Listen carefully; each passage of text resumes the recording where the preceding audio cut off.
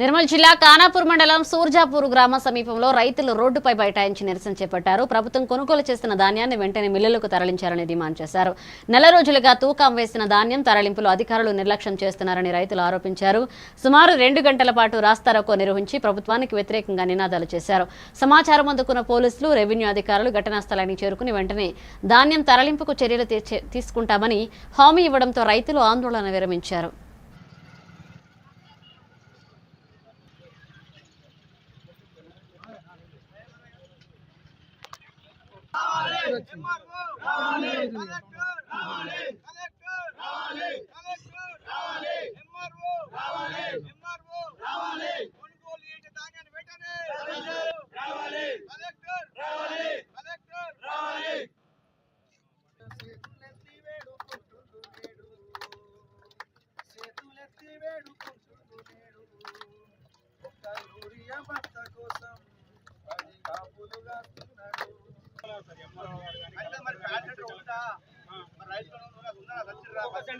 సంచులు అయిపోయాక రెస్పాన్స్ లేదు. అత్తున్నాయి పోయినా